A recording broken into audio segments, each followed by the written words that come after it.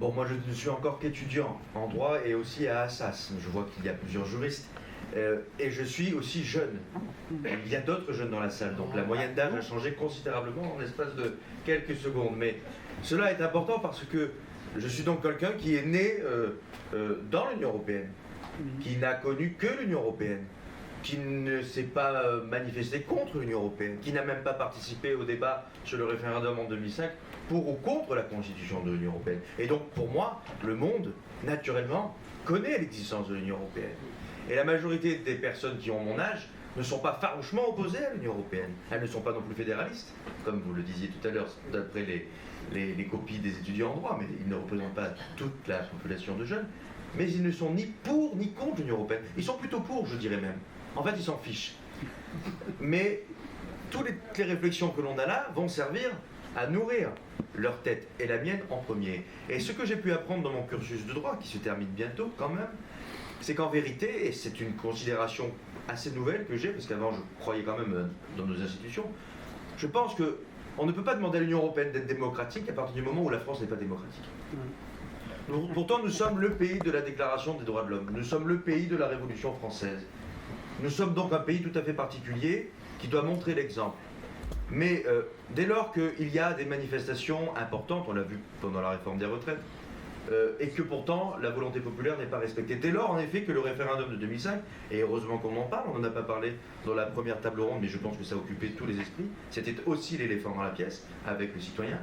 Dès lors que ce référendum n'est pas respecté, dès lors qu'en vérité nos représentants ne représentent rien. J'ai appris encore récemment la différence entre démocratie représentative et active.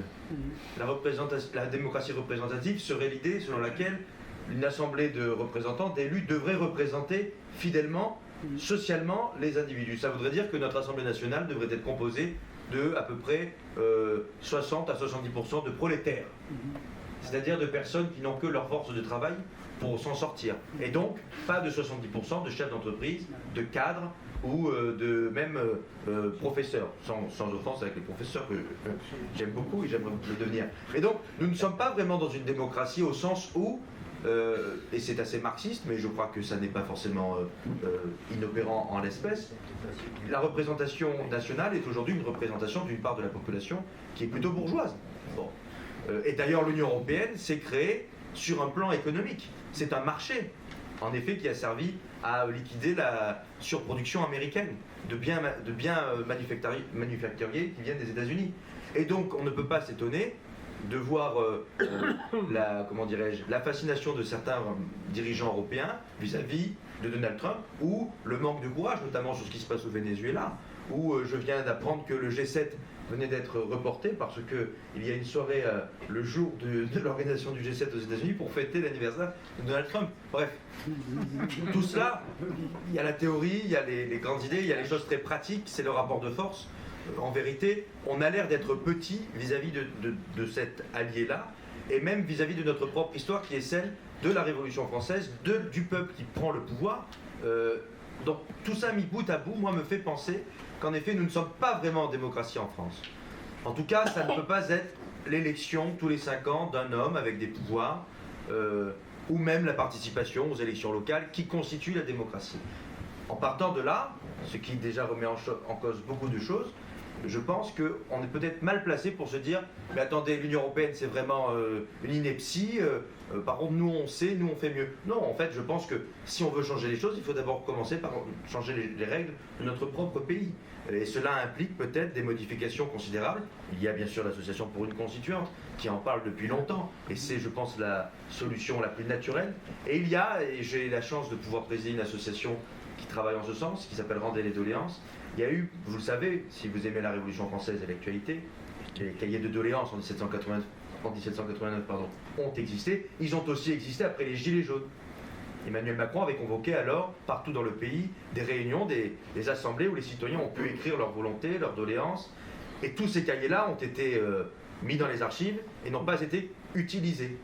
Et donc, c'est-à-dire qu'on a demandé à des gens de se déplacer. Souvent, par ailleurs, c'était des personnes plutôt âgées. C'est vrai, il n'y avait pas beaucoup de jeunes, là encore, mais ils se sont déplacés. On leur a demandé de s'intéresser, de proposer, et à la fin, on ne les a pas écoutés, on les a méprisés. Comme en 2005. Comme lors de la réforme des retraites. et comme lors de plein d'autres situations. Donc moi, mon propos, il n'est pas très technique, il n'est pas très juridique, même s'il a été précédemment grâce à la table ronde, et c'est important, mais il est plus politique, dans le sens, mais le juridique c'est politique évidemment, mais il faut l'assumer. Et j'ai trouvé très pertinent tout à l'heure, certains disaient, mais on ne peut pas agir parce qu'il y a une décision d'une cour de justice, on ne peut pas agir parce que l'ordre juridique empêche le politique, ou le politique s'empêche lui-même d'agir parce qu'il a intégré les notions juridiques nouvellement acquises. On peut et il faut agir. Et je pense qu'il faut d'abord agir dans notre pays en insufflant de la démocratie directe dans certains aspects de notre existence, que ce soit au niveau local, c'est souvent la commune qui est le meilleur exemple pour agir, et même au niveau national, et donc avoir de la démocratie directe, et donc revenir au référendum. Il me semble que le président de la République avait dit début 2025 que ce serait l'année où il convoquerait des référendums. Il avait appelé à des consultations. Nous sommes le 8 ou 9 janvier 2026, mais il lui reste encore un peu de temps. Bref, je pense que l'Union européenne, la construction européenne a été faite par des politiques, peut-être certainement même, au fond, il doit y avoir une part de naïveté, et je sais que Victor Hugo en parlait déjà, et de bon sens, de vouloir la paix. Il y a eu des personnes qui ont voulu cette constitution pour vouloir la paix, pour éviter que la France et l'Allemagne, encore une fois, se fassent la guerre. Mais ce sont les mêmes qui ont organisé le système en France, qui fait qu'il n'est pas très démocratique. Donc voilà, je pense qu'il faut d'abord changer les choses dans notre pays, et c'est le sens de la démarche qui a été celle entamée par plusieurs associations qui se sont réunies. Peut-être prendre conscience de la non-démocratie dans laquelle nous exerçons, de l'aspect social dont on ne parle pas assez. Alors ça fait peut-être ouvriériste, ça fait peut-être même certains disent populiste, mais honnêtement je n'ai aucun mal avec le terme populiste, parce qu'à partir du moment où on a une élection au suffrage universel direct, c'est la rencontre d'un homme, d'une femme et d'un peuple, donc le lien est très populaire et très populiste, mais peut-être insuffler davantage de représentativité sociale dans nos sphères d'existence, dans nos assemblées nationales, et déjà peut-être que les citoyens seraient plus impliqués, et pour revenir à ce que je disais au début, les plus jeunes aussi, seraient plus intéressés parce qu'ils se sentiraient représentés par des gens qui leur ressemblent. Voilà, je vous remercie. Merci bien.